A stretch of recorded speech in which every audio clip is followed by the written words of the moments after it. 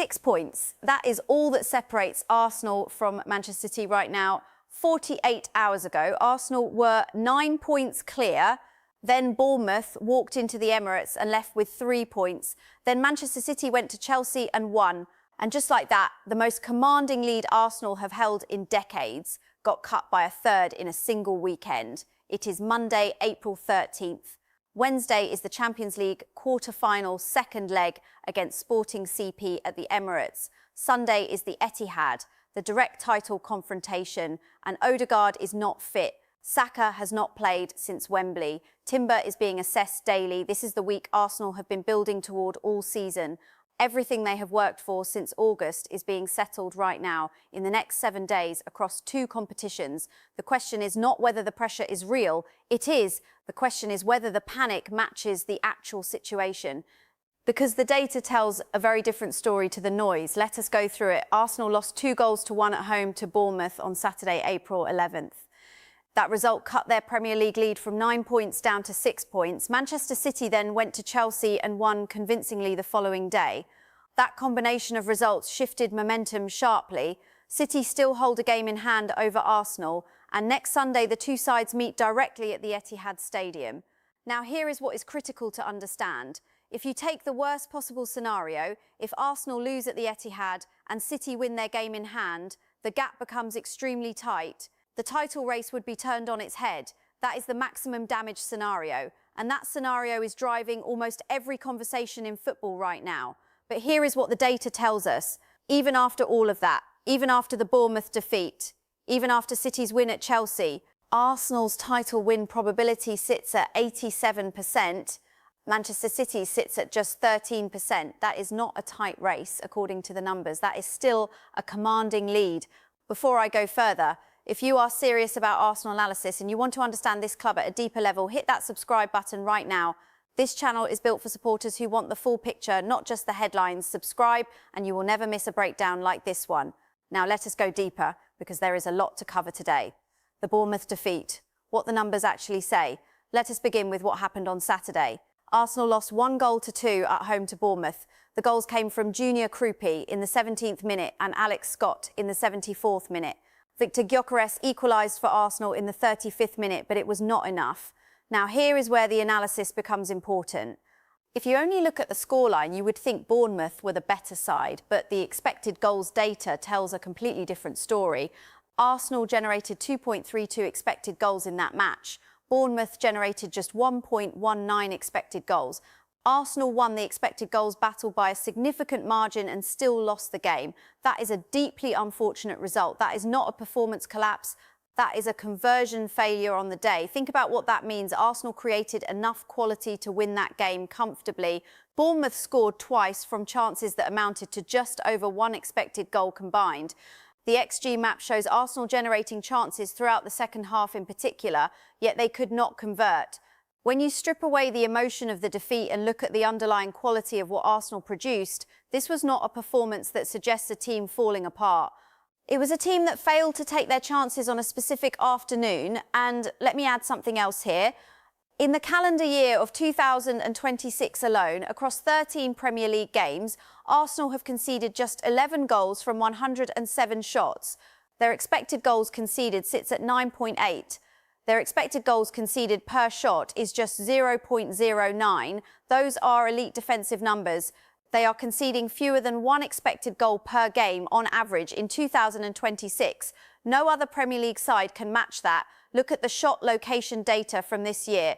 The overwhelming majority of shots Arsenal are conceding are coming from distance or wide positions. Very few high-quality central attempts are getting through. Even in the Bournemouth defeat, Bournemouth's 1.19 expected goals was the 6th highest Arsenal had conceded in a single game all season. Think about that. Even on one of their worst defensive days of the year, the opposition generated just over 1 expected goal. The defence is not broken, is not even close to broken. The Opta power rankings and what shifted. Now let us talk about the power ranking situation, because this has generated a lot of noise. After the Bournemouth defeat, Arsenal were knocked off the top of the Opta power rankings by Bayern Munich. Arsenal had held that #1 position for 194 consecutive days. Bayern are now ranked first, Arsenal second, Manchester City third, Barcelona fourth, and Paris Saint-Germain fifth in the current top five. On the surface, losing a power ranking feels significant, but let me give you the context. The Opta power rankings measure form and performance across a rolling period. A single defeat, particularly one where your expected goals output was 2.32, can shift your ranking without necessarily reflecting a genuine collapse in quality. The underlying performance data for Arsenal remains strong. The rankings have shifted, the quality has not disappeared. Arsenal's Champions League record this season, exceptional. Now let us move to a very important part of this story, the Champions League. Arsenal have not lost a single game in the Champions League this season. Across 11 games, they have won 10 and drawn 1. Their results read as follows: a 2-0 win away to their opening opponent, followed by a 2-0 home win over Olympiacos, then a 4-0 demolition of Atletico Madrid, a 3-0 away win, a 3-1 home win over Bayern Munich, another 3-0 away victory, a 1-3 away win, a 3-2 home win, a 1-1 draw, a 2-0 home win over Bayer Leverkusen, and a 1-0 win away to Sporting CP in the first leg of the quarter-final.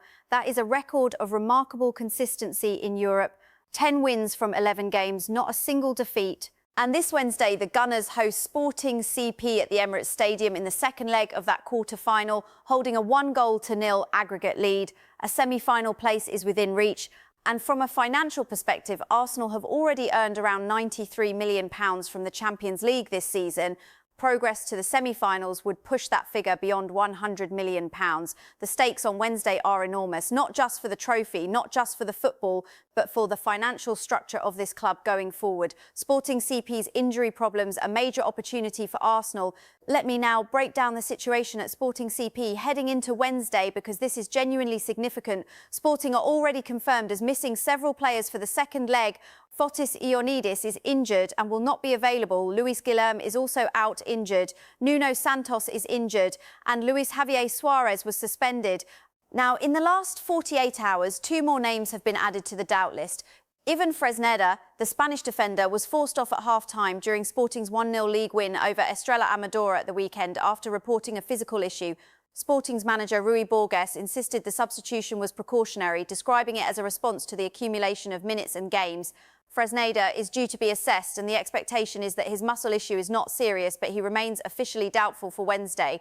The second doubt is Joao Simoes, who did not even make the squad for the weekend game due to a muscle issue of his own. Both players are now in uncertain territory. This is a very significant set of absences for Sporting. Fresneda, in particular, has become a key player under Rui Borges this season. He is a right-back with energy, quality and defensive reliability. Arsenal actually attempted to sign Fresneda in the past, which tells you the level of regard that exists for him within the football world. Losing him would meaningfully weaken Sporting's defensive shape. Now, here is the important counterpoint. One player who is no longer absent for Sporting is their captain, Hjulmand. He was suspended for the first leg at the José Alvalade Stadium, and his absence was a significant factor in that game. Hjulmand is now back from suspension, and he is expected to start on Wednesday. His return gives Sporting significantly more control and authority in the middle of the pitch, and he could be the difference maker in North London. So the picture for Sporting is this. They arrive at the Emirates without several key attacking and defensive players, but their captain and defensive midfielder returns. Arsenal must not be complacent. A 1-0 aggregate lead is not a safe lead. Sporting need 1 goal to level the tie and take it to extra time. Arsenal's own injury situation, the real concern. While Sporting are dealing with absences, Arsenal are navigating an injury crisis of their own, and this is where the real anxiety for supporters is justified. Captain Martin Odegaard has not been available and picked up a knock during the first leg against Sporting. Bukayo Saka has not played since starting the Carabao Cup final defeat to Manchester City at Wembley. Ricardo Calafiori also picked up a knock against Sporting and missed the Bournemouth match. And now Jurrien Timber, the Dutch right-back, has been absent since the 2-0 Premier League win over Everton on March 14th, when he was forced off before half-time. He sustained a groin injury and also received a blow to the ankle in the same game. He missed the Carabao Cup final. He missed Holland's international friendlies against Norway and Ecuador. He was seen moving freely on Saturday after watching the Bournemouth defeat from the sidelines. When asked directly whether he would be available for the Manchester City game next Sunday, Timber responded with these words: "It is recovering. We will see. I cannot say, but I am recovering. That is not a confirmation, that is not a ruling out. It is a wait-and-see situation. The significance of Timber's absence cannot be overstated. Ben White has carried a significantly increased workload at right-back in his absence. White was also involved in both of England's friendlies, scoring in one and giving away a penalty in another. That is a heavy physical load for a player now covering for a missing first-choice teammate. Mikel Merino has also been out after foot surgery and is unlikely to return until the closing stages of the season. The updates expected at Tuesday's open training session and press conference will be crucial. Arteta is due to speak at 1:30 in the afternoon on Tuesday, and updates on Calafiori, Timber and Saka are anticipated. That press conference will tell us a great deal about how Arsenal approach Wednesday and Sunday. Declan Rice, mental strength in public. In the middle of all this pressure, Declan Rice stepped forward and delivered a message that the entire squad needed to hear publicly. His words were direct. He said Arsenal are strong and they are not letting any negativity get to them. He acknowledged that things have not gone right recently, but made clear that the team has not lost focus. He stated that Arsenal's goal is winning a trophy and that is what they are working towards. He reminded everyone that Arsenal have been in tougher situations before and that criticism will always exist, but this time they will not let it affect them. Now, when a player of Rice's stature speaks publicly in those terms, it carries weight inside the dressing room.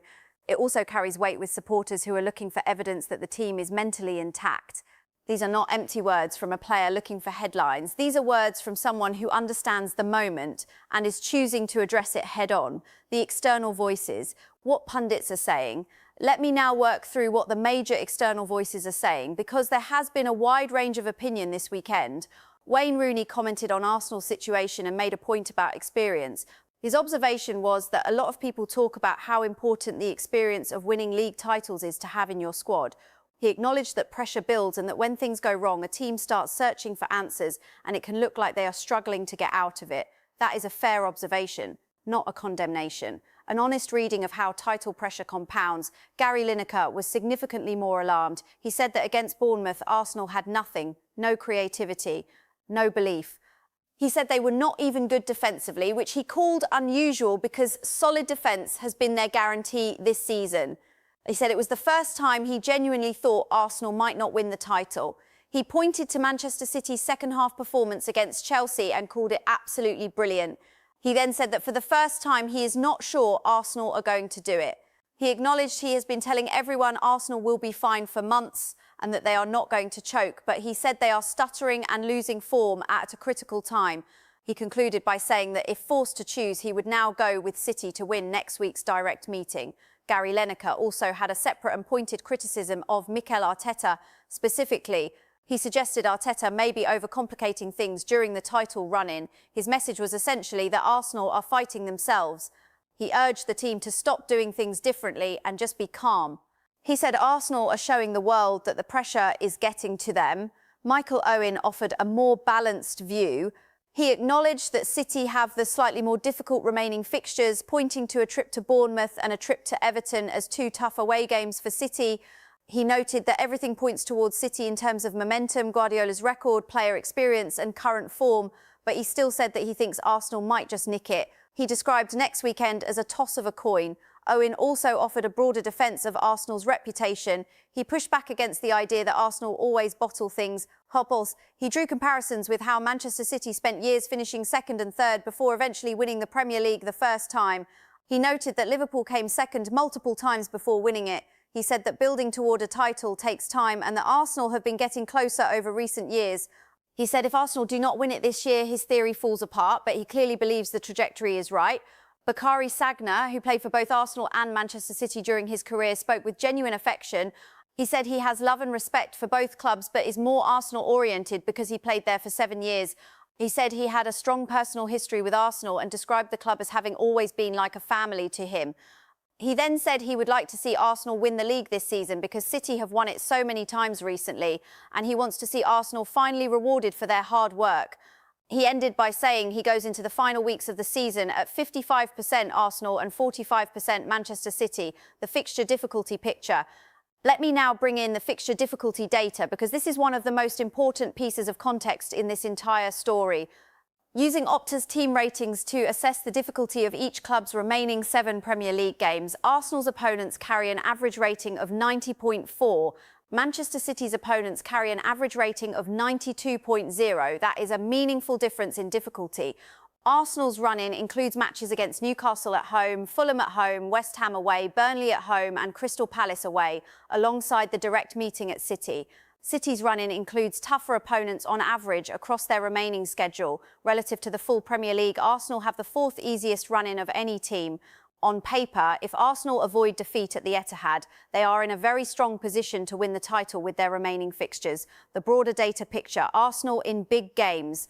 Here is something that does not get discussed enough. Since the 2022-23 season in the mini-league of results between the current top 6 Premier League sides, Arsenal are top. Their record is 18 wins, 13 draws and 8 losses. That gives them 67 points.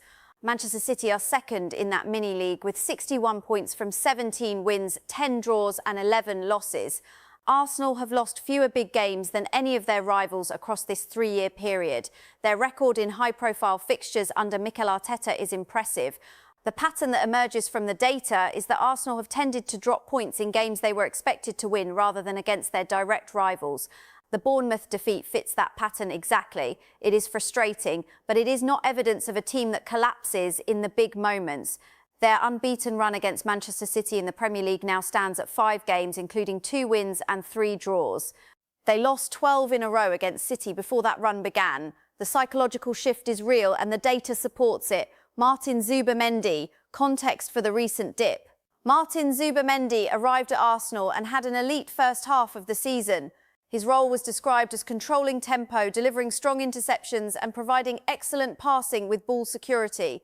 His presence allowed Declan Rice to play more freely and have a bigger impact in advanced positions. The fact that Thomas Partey, a previous regular, barely got a mention during that period says everything about how well Zubimendi performed. His recent dip in form has been noted. The analysis points to likely fatigue as the most probable explanation. He has played a significant number of minutes in his first season at the club, and the accumulation is showing. This is not a player who has lost his quality. This is a player who is experiencing the physical reality of a demanding first season in English football. The verdict from those monitoring him closely is that he is still a top signing who deserves full backing. The loan watch picture. Let me briefly cover the loan players because it gives you a sense of the broader depth at this club. Jakub Kiwior played the full 90 minutes for Porto as they moved closer to the Liga Portugal title with a 3-1 win. He also featured on the bench in Porto's 1-1 Europa League draw against Nottingham Forest. Reiss Nelson came on at half-time for Brentford in a 2-2 draw against Everton and helped lift their attack. Fabio Vieira played the full game for Hamburg, but they suffered a 4-0 defeat in the Bundesliga. Ethan Nwaneri was an unused substitute as Marseille won 3-1 to move up to 4th place in League One. Ismail Kabia featured heavily for Shrewsbury. Louis Copley registered an assist for Crawley Town.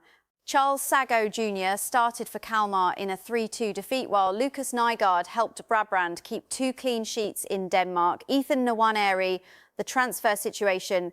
On the subject of Nwaneri, there is a transfer development worth flagging. This is at the rumour stage and must be treated as such.